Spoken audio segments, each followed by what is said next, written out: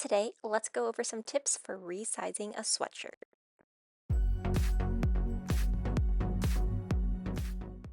Welcome, I do sewing and DIY related content, and today we are going to be talking about resizing a sweatshirt. So maybe the store sent you the wrong size and you can't return it. Maybe it was the only one available and you just absolutely loved it.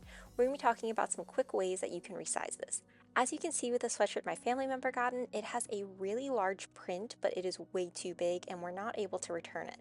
So what we're going to be doing is just trying to take it in on the sides and the sleeves a little to give it a little bit less fabric. Now, my first big tip whenever you're resizing any piece of clothing is to see how is it constructed. So for the sweatshirt, it has pockets on the side. I also see it has that waistband at the bottom. The sleeves have cuffs. And then for this hoodie in particular, there's just this really big print on the front.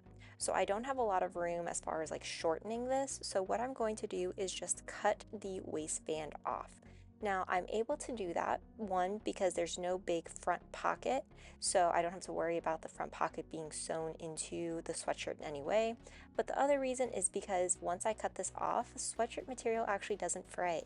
So it's going to just be like a really nice clean edge, and I can just remove this. So that's going to give it about 2-3 inches shorter, which will help with that long length.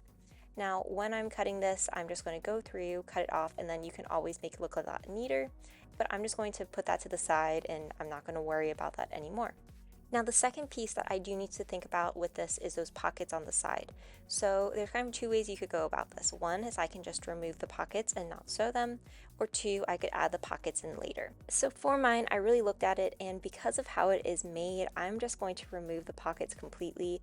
I don't think they would have been that useful as far as holding items. They weren't necessarily the biggest, and just the fabric, I do feel like since we removed that waistband cuff, you would actually be able to see the pockets. So we are just going to remove them completely. Once you have your item deconstructed to where you need it though, we can then turn this inside out and then begin the process of removing fabric. So one way you could do this is take an old sweatshirt and line it up with that new sweatshirt.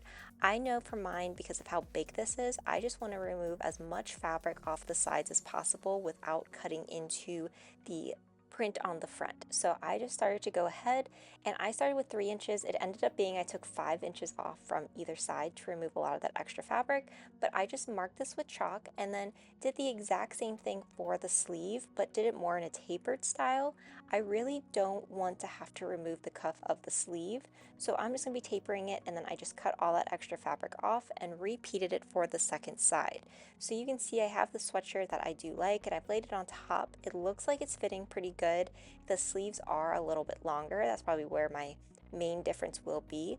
But overall, now we're just going to go through and basically serge up those two edges. So serging up the side and the sleeve on one side, and then repeating that for the second side.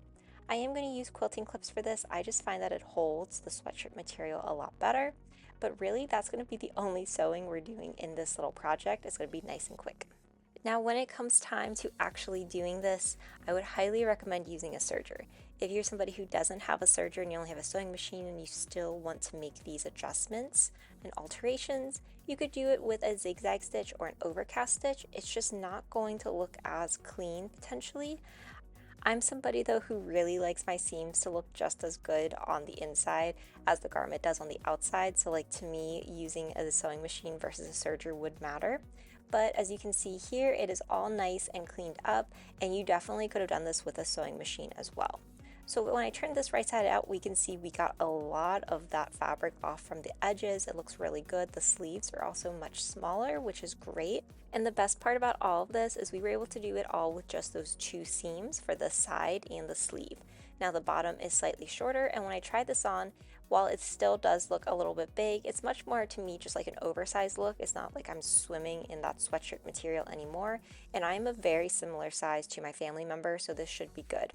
One piece I do want to talk about though that I'm being a little sneaky with is the sleeve. So the sleeve, I do have it rolled up in this video. I know you can't really see because of the black, but I didn't want to go through the process of deconstructing the sleeve.